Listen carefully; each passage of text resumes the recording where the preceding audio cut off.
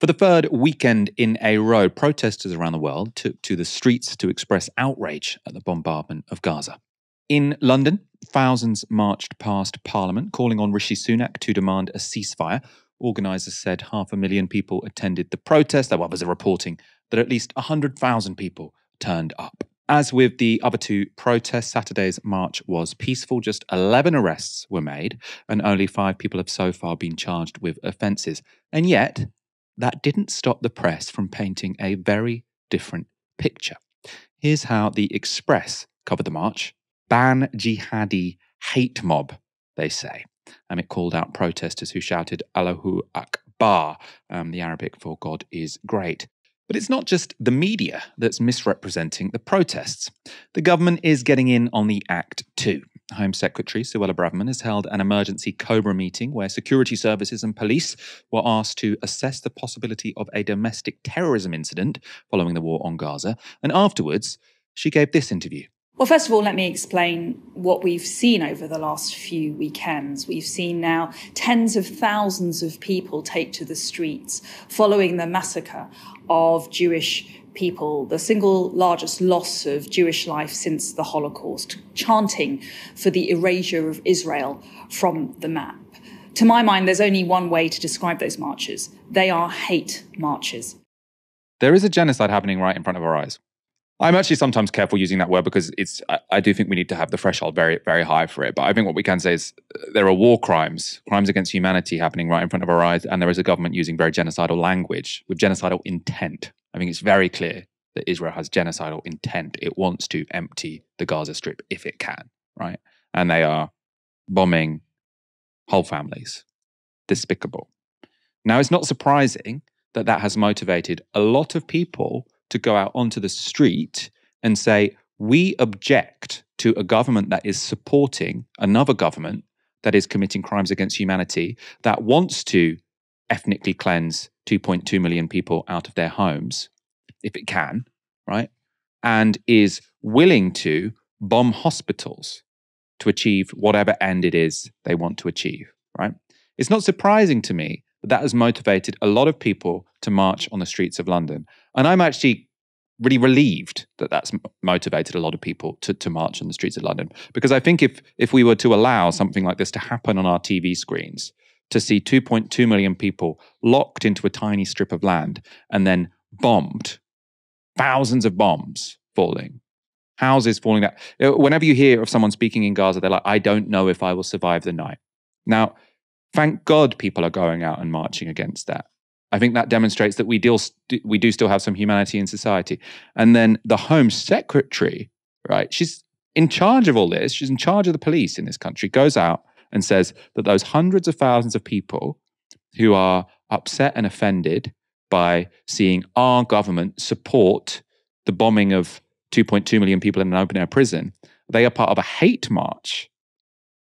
I mean, it's just unbelievably offensive.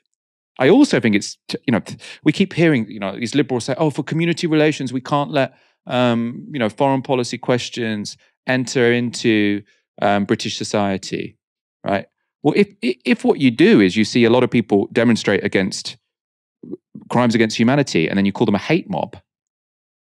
And yeah, it's true that people on those marches, I was on those marches, really, really from diverse backgrounds, but obviously this is an issue which especially motivates Britain's Muslim communities because, Palestinians aren't all Muslims, but it's large Muslim communities within Gaza, right?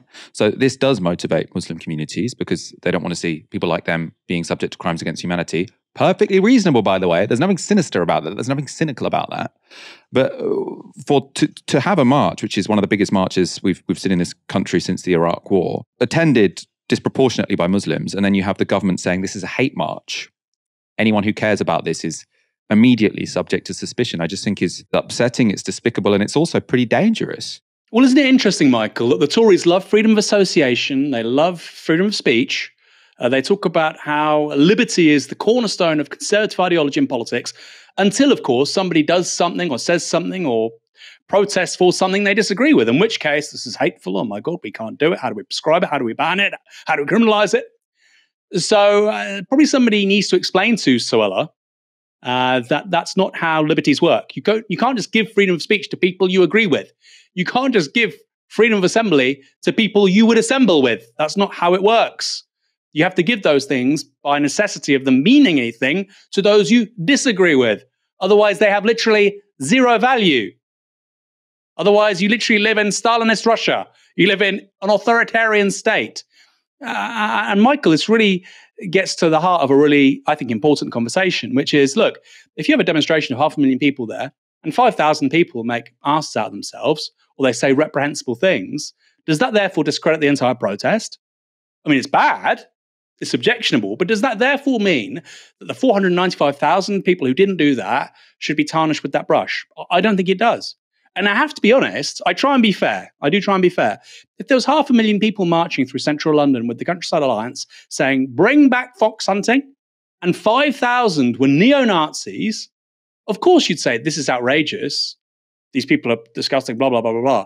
But it's deeply dishonest, and I think malevolent, actually, to say that a perfectly decent, good person who's on that large demonstration, who hasn't said anything remotely like that, they just say, look, I just like killing foxes.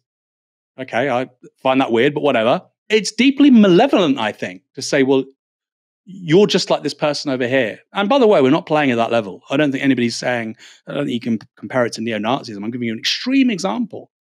I certainly wouldn't do that. And the point here, Michael, is they have to mischaracterize these protests because actually they represent a really large body of opinion in this country. Let's say 300 to 500,000 people on that demonstration is a very large protest.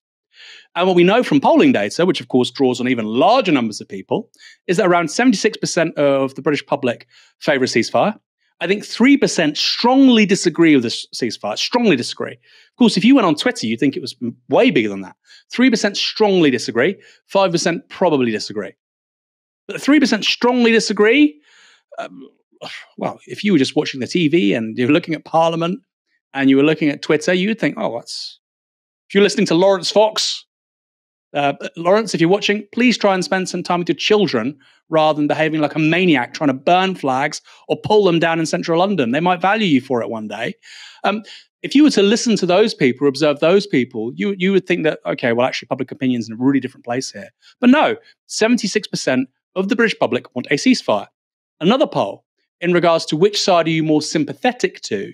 Now, initially after October 7th and those attacks by Hamas, there was a small lead for Israel in that polling. Israel, I think, was about 22%. Palestine was 18%. So who are you more sympathetic to? Not who do you like and dislike? You might be sympathetic to both, but who are you more sympathetic to? Like I said, it's about 22 Israel, 18 Palestine. Then loads of people say both, and loads of people say don't know, don't have enough information. What we've seen in the last kind of week, 2 weeks, is actually Israel's gone down, kind of predictable in a way, given that 8,000 civilians have been killed in Gaza. And it's about even now. So you're just as likely to sympathize with Israel as you are with Palestine, or not know, or you sympathize with both. But again, if you were to listen to Suella Braverman, if you hold that opinion, and it's really very much a 50-50 split, if you hold that opinion, you're reprehensible, you're abominable, you're immoral, you're unethical, you're a disgraceful excuse of a human being. Clearly, just detached from reality. But of course, because the way media works in this country, we have a billionaire-owned press, we have media which is either cowed like the BBC or like LBC and others, Sky, they take their lead really from the press. And so media ownership actually matters not just with regards to papers, but with broadcast too. Or they just don't think that they can, they'll be held accountable for lying, like Kay Burley did with Sky, for instance. They say these outlandish, outrageous things because they don't think there'll be any consequence. And I think that applies not just to people like Kay Burley or Adam Bolton, but Suella Braverman here too. We often say on this show that what's so infuriating about the media in Britain, even the liberal media, is they pretend that this whole conflict started on the 7th of October. So they say, yes, Israel should try and follow humanitarian law, but they do have a right to defend themselves because they have been subject to a really bad terrorist attack. And so you've got this sort of, everyone should try and be nice, but there is this sort of moral dilemma which we're facing because this was a terrible attack and Hamas didn't follow international humanitarian law, et cetera, et cetera, et cetera. What all of that ignores is the context of a decades-long occupation. right? And you can't understand what happened on the 7th of October. This is not to justify it, but you can't understand what happened on the 7th of October without understanding 15 years of siege, 50 years of occupation, the systematic oppression of the Palestinian people, apartheid. You can't understand it without that background. But Suella Braverman has gone one step further, because she said we shouldn't look at anything before the 7th of October, because that would be justifying the 7th of October. And she seems to think you can't look at anything after the 7th of October. So that there is only one day that we are allowed to pay attention to, because she's saying everyone is on this march after, on the 7th of October, 1,400 people in Israel were killed. And she completely ignores the fact that since then, since October the 7th, 9,000 Palestinians have been killed. And that's why people are on that demonstration. Right? They're partly on that demonstration because of the decades of occupation and systematic discrimination. But principally, the reason you're seeing this number of people in London streets and around the world is because 9,000 Palestinians have been killed. She didn't mention that. She said, these people are marching in the street after 1,400 Jewish people were killed in Israel, suggesting that that's the only thing of note which has happened in the past 3 weeks. So not only can we not look at the context before the 7th of October, we can't look at the context after the 7th of October. We can only look at this one day in history, and that is how we will judge the whole conflict in the Middle East. It's juvenile, it's cynical, it's sinister, it's disgusting.